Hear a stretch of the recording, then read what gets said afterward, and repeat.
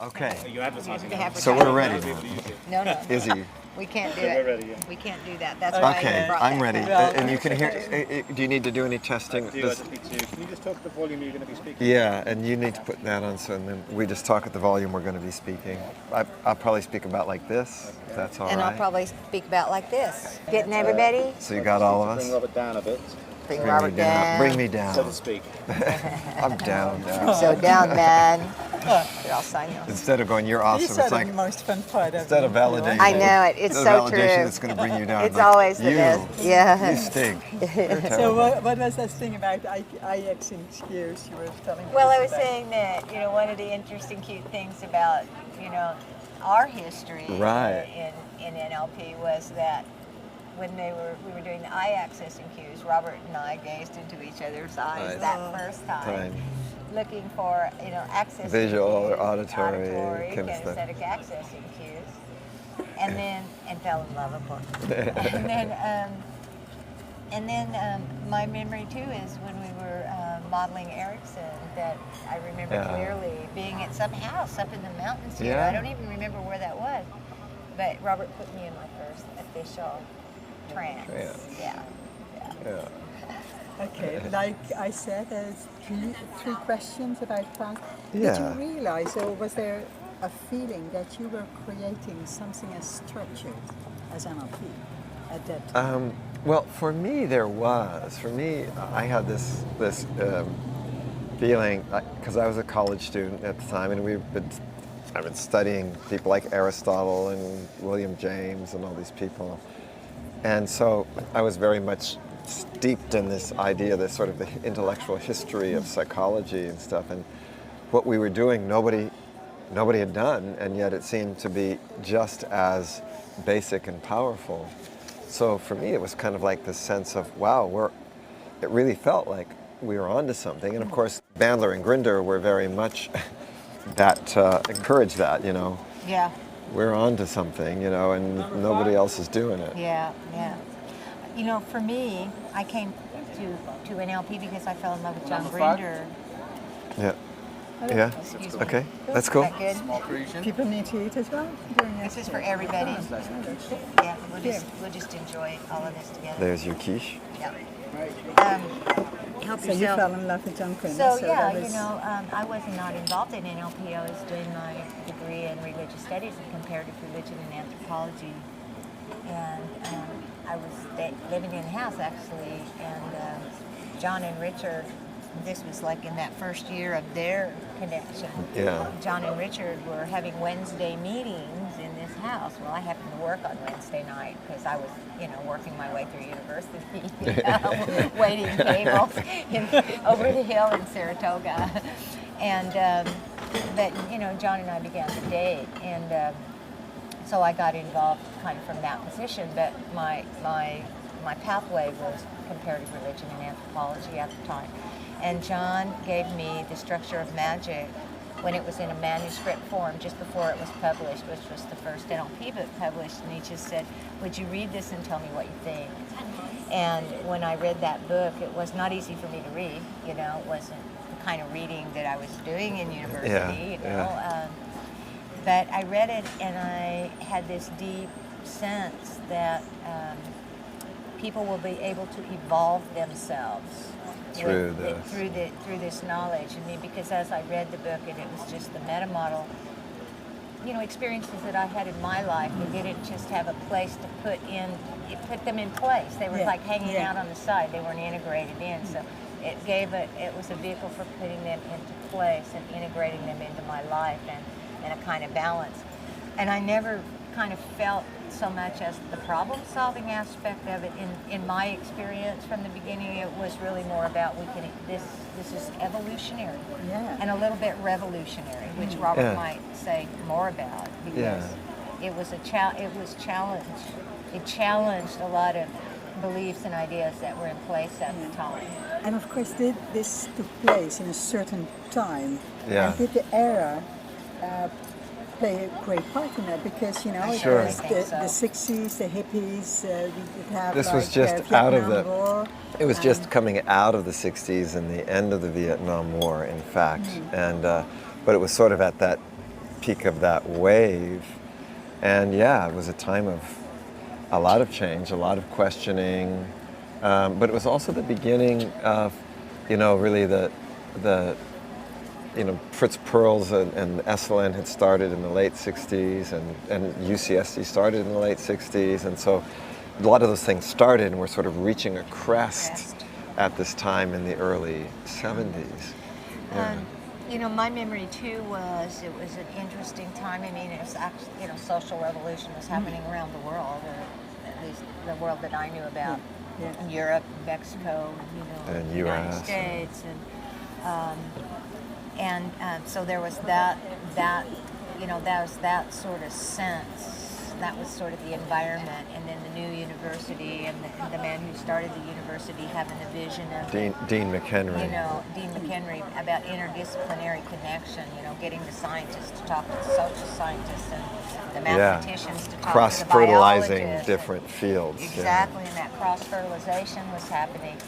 Which is really what NLP is, a cross-fertilization of neurology, linguistics, and programming. And also that because of the contrast, you realize that more that it builds on your awareness of what you're doing and what the other person is doing. So that's what. Yeah. Well, I was, like I said, I was 19 years old, something, when I first got started, and I remember going to this first class where John laid out the meta model, and it was the first practical thing I'd ever learned in school. And I started, these were just questions, and I suddenly realized I knew enough about psychology. I realized I was suddenly, with other students and things, asking questions like an experienced psychotherapist, but I'd never studied psychotherapy. So I realized, wow, this is really pretty powerful. I mean, I had enough awareness to understand that, because people were really getting a lot out of what I was doing, and I had no training in it, but I had this tool. Yeah, I remember Jaap Holm and Anneke Meijer getting you over because they finally find something which related to psychology, which actually worked. Which actually they worked. were really enthusiastic about it. Okay. And for me, I think too, it's a time when the whole wave of Eastern thought, was that's coming true. to the shore here on the West Coast. It was like a big wave of transcendental meditation, and people were looking for the gurus. And I remember it was like this open space. People wanted a guru, and Richard and John really could step right into that space. But also, I like to point out, it was also exactly the same time that Wozniak and Jobs were getting together in their garage to start Apple. And I mean, so it was in this particular area of the world, very generative. And over in Palo Alto at the MRI, Mental Research Institute, that's when where people like Virginia Satir, Bates, and I mean, it was very clear in this part of the world at that time, a lot of stuff was changing. There was a lot of innovation. Coming from that awareness, because we're talking about, an awareness in this particular place of the world. Yeah. But coming back to the process of you all working together and kind of creating this NLP, how was the nature of the creative process? Because then you get together, you mentioned the classes, but also there was lots of things going on. How did that work? My recollection in the beginning, it was very much oriented towards Richard and John. Yes. And they would come and they would get these ideas and have us test them out and go do something, try something. Yeah. But it also stimulated in us this very experimental attitude. Because I can remember later on in NLP, I was always surprised that people were just interested in learning the techniques and teaching them and saying, well, aren't you interested in being creative? I mean, I thought everybody would want to be creative and generate and model, and it's like, no, most people were just interested in feed me, and so I can go do you have the something. latest technique, Whereas for us, it was really all about curiosity, finding something new. Instead of how do you make prescriptions? I mean, it's a really amazing moment, when they would ask somebody, do you want to go to a movie? And they would go, well, let's see. And then have that realization, I wonder if they're actually seeing something up there. And then checking that out and going, yeah, I actually do see something up there. And then you get, there's this external clue that gives you a cue, there's something that's happening internally, and asking those questions and then noticing those connections, and then the connection of that to the breathing or the posture, you know, I mean that. But even more than that, I mean, I think Bandler and Gritter's attitude is definitely very much that you're going to change the whole world with this. I mean, all you need is, I mean, in the beginning it was like, we're onto something nobody else knows about. If you just know how to ask these questions, you would change the whole world. And then when you find eye accessing cues, it was like, if you know that, you can do anything, you can change anything. And we had this feeling, and we would, you know, we'd go work with somebody who had some pretty serious problems, and I mean, they even make it would work. bring us over to the mental institution, into the locked ward. I mean, we're just these university students, you know, with these two guys, but they would invite us over there and go, show us what you can do with a person that's psychotic catatonic, or show us what you can do catatonic. with a person that's... So the national creative work, and we followed up on that, was started by Bente and Gunde, but then, of course, other things started Seated to... Seated, So how did and that again, go? coming back to the You know, whole and I field think of the back, place. Too, about the great generosity of spirit. I mean, how could you walk into a place like that or get invited Well, to a that's place? what I was meaning, is that Yeah. I think in this particular area at that time, that's why people like Wozniak and Jobs that didn't have college degrees, people were open to, you know, they were The open to this adventure of idea that. that, okay, new things are coming and they're not going to come out of the, you know, the expertise. The And ivory so tower. and so all around the place, like in the hospitals and other places, somebody were generous to say, okay, let's give it a try. see So what it happens. wasn't only us, it was the whole The field at that environment. time, I Yeah. think, was very open to innovation. And then I once heard when I was in Santa Cruz that there were these particular bars you would go to and have all great discussions, or was that only related to Richard Bandler? Well, I remember Mostly Richard. Mostly. I remember Richard going quite often to... Sir Froggy's. No, but I know Sir Froggy's, but what is it? The Casa? Is it the Casablanca? Where is it? Right down on the by the It's boardwalk. It's the Casablanca, Casablanca, yeah. and they have a nice restaurant there. I They can do. remember going there with Richard. I think it may be the first time I ever met Teresa, actually. Todd Yeah. wasn't with her, but I remember he used to hang out. I don't think NLP so much came out of discussions in bars as much as that it came out of discussions everywhere, and it didn't matter. It wasn't just discussions in a research facility, and it was just everywhere. And that was even the whole idea of it, was you would go to bars because you would see that it was true there, and you would work with people. I mean, we would be working with people in the bar. You know, that would be what sometimes our assignments were, you know, go and you'd be reframing somebody or trying to get them to stop drinking or whatever it is that we were supposed to be doing. So what part played nature in this? Because I remember we were on a very nice campus at UCC. It's beautiful think- with all the big red trees and the big Yeah. oak trees. And how did, and I know of course Yeah. you, but also you, like having this tremendous admiration of how nature works. How did that work Yeah. for you too? Well, I mean, for me, I grew up with that, you know, and I grew up with, you know, older siblings and, you know, brothers who had this ability to kind of look at a natural environment and go, aha, yeah, and then walk right out and start to dig and find arrowheads. Because they would go, you know, if I was a Native American, that's where I would have chosen, because you have to be close to the water and you have to have this and that certain rock, you know, to chip and everything. And I was just, you know, I grew up with that kind of, and, you know, a brother who was an engineer but would snorkel around creeks in Missouri and Oklahoma looking for different kinds of turtles, you know, and they would talk about the turtles. Yeah. You know?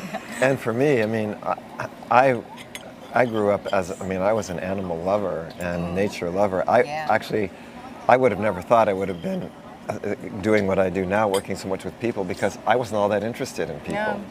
I was in all my heroes, and this is where I think there is the overlap. My heroes were all pioneers, but they were people who spent time in nature, leaving a trail. I mean, I realize now that is what I do, but I was much more interested in, you know, I would have been just as happy to go off backpacking in the woods and in nature and not see people. And actually NLP is even what brought me to a deeper appreciation of people. Oh, oh, they're as cool as animals. Yeah, right, exactly, exactly. good. I mean, and you know, even though my degrees are both in, you know, comparative religion and anthropology, I have almost as many credits in marine biology. So, Wow. yeah, I Yeah. mean, we tagged the first elephant cub actually born out at Año Nuevo, and that was born on the mainland because one had not Yeah. been, I mean, spent Yeah. weeks in boats in the Channel Islands in the winter doing mammal counts. You And I know. think that was the attraction for us also of Bateson, who really, I think, was also Such a systemic. so to me, I mean, his, you know, mind and nature was Yeah. his Yeah. thing. That, So I'm aware of a more limited time frame. So Yeah. if we move to Yeah. the present, how has all of that, and it has contributed in the way you were approaching NLP and how you came to think about things, and really also specifically you and you. yeah. What in your vision has NLP brought into the world? What are you, like, for instance, staying in this particular moment in time, looking back about 35 years of experience where you've been Almost contributing, 40. and you've been contributing. So what is it that you're happy about, that you really feel like, oh, this is a good thing that we brought into the world together? I'm happy that people like you are here. Yeah, asking these questions. I mean, I think for me, there's a couple of areas. I mean, always about more awareness, always about opening Yeah. up more awareness, awareness about how we function as human beings, how we function with another human being.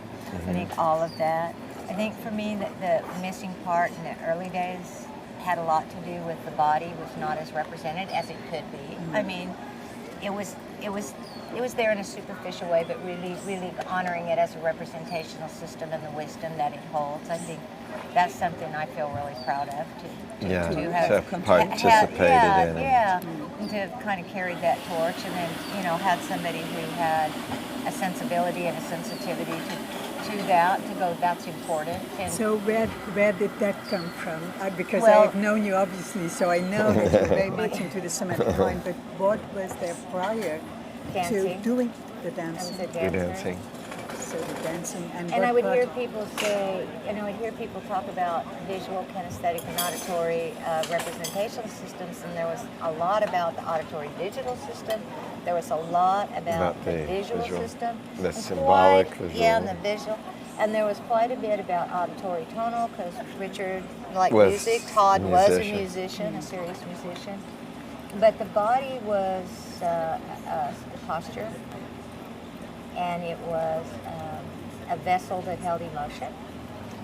And most people were trying to just change their emotions, but it wasn't kind of fully represented as a system that has knowledge, that has memory, that codes, that decodes. And So it's not That only the connects, ability that- to move in your body, but also To The use somatic the body, wisdom that there's you do knowledge know in the a lot body. more than Yeah. you do know in Yeah. And to use the body to learn. And it was there in a way in modeling, you know, which was about, Yeah. you know, John would say the only way you can truly model is, Is you know, second position first, So, yeah. But, you know, you can talk about that, but not really get the wisdom of that. Yeah. And I think the other is community Yeah. and field. I think, even though it's talked about different. You know, but for I me, think that, it's, I think interestingly, a lot of stuff that we do today was sort of, I would say it was implicit it- in our totally, role models. Totally. And I mean, I think Erickson's idea of a creative unconscious included a somatic intelligence and a community intelligence, but it just wasn't explicit. So I think today, I mean, I think I would say who I am today, was completely formed in those early days.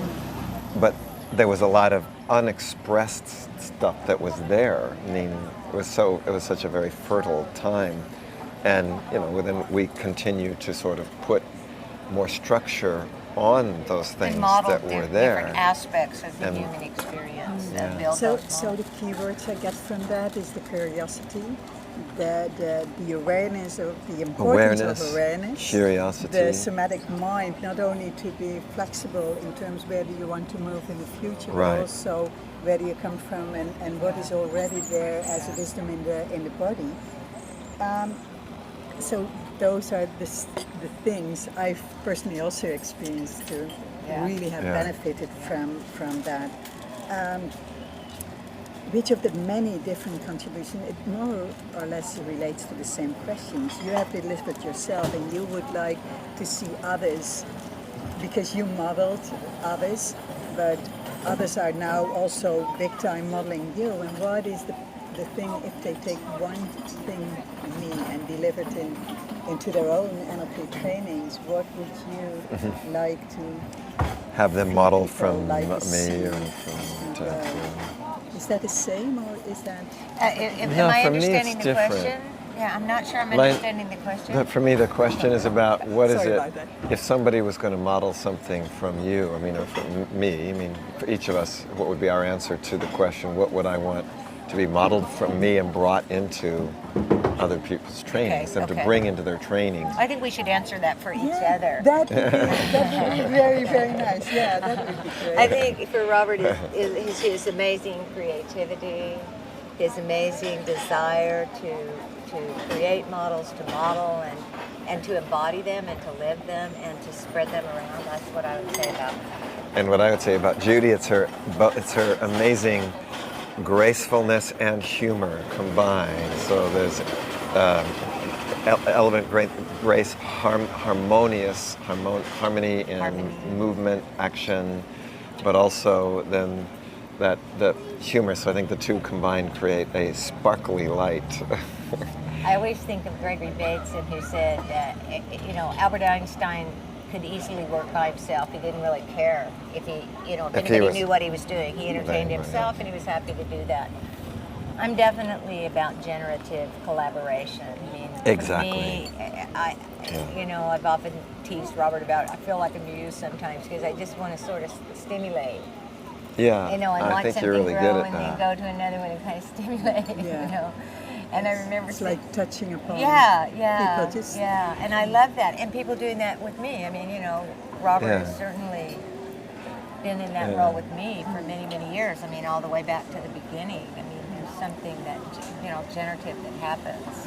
And I think for me, it's all about connection, Yeah. And remember Gregory once said, for love to survive, wisdom must have an effective voice. So giving voice to and like creating connection through that. So how can we as a community work together to further develop that idea of generative collaboration? So Well, we can love her. I think people Love. have to be able, I think people have to be willing to have to find value in generative collaboration so that, I kind of think about when I was at university and the graduate students, they were like in fear all the time of paranoia that somebody's going to steal their original research or something. You know what I mean? Yeah. And so it's something about diminishing the sense of the me, my, I, mine, and be willing to sort of open up to that generative space with another human being where, Robert says so well, oxygen and hydrogen alone are two elements, nice, but together they make water. And I think that, for me, that would be the answer. I mean, the others, male and female make baby. I mean, those two things. That's why I mean, I it's love Buddha. great. He was both, One plus one equals three. She was both.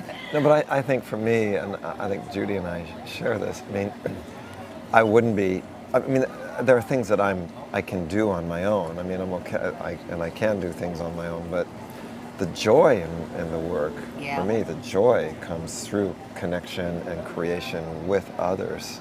So it's connection and creation with others there's nothing that can beat that. I agree with that. There's nothing more, nothing more satisfying than that.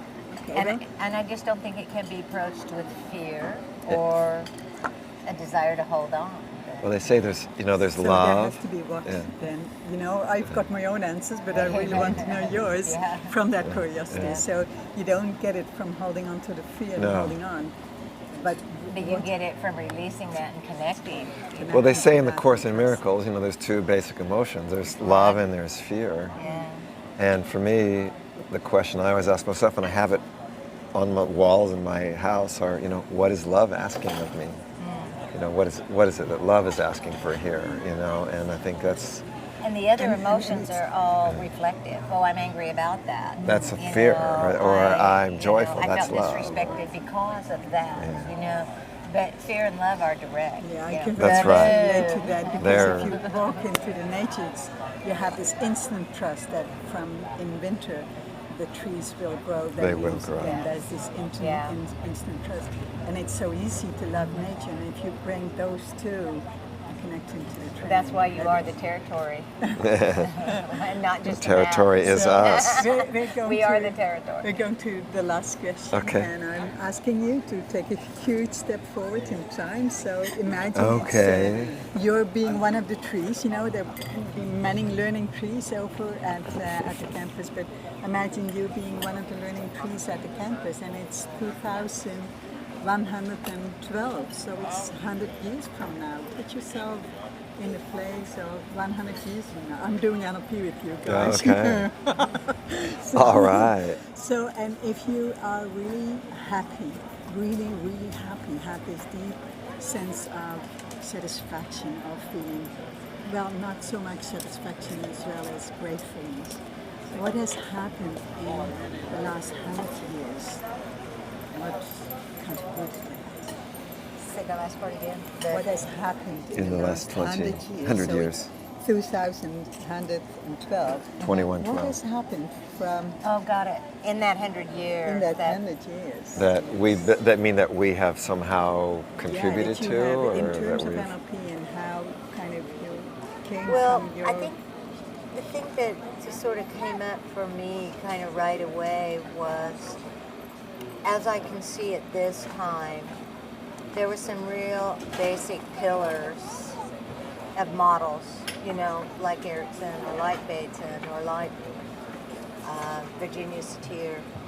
And I can see how people who captured those models and wanted to bring more of their selves there, how those pillars got bigger. And I can kind of see, with or without me or without Robert or John or Richard, how those are going to continue to get bigger. And that there's going to Right. be more and more and more of those pillars that are going to come stronger and stronger and stronger. So I think in the abilities, the capabilities to be the models, the capabilities to sit and dream about who the new heroes are, to dream about, you know, the new myths, that there be an awareness of that in a much, much, much deeper way than there is now, in connection to the Yeah. system, the field.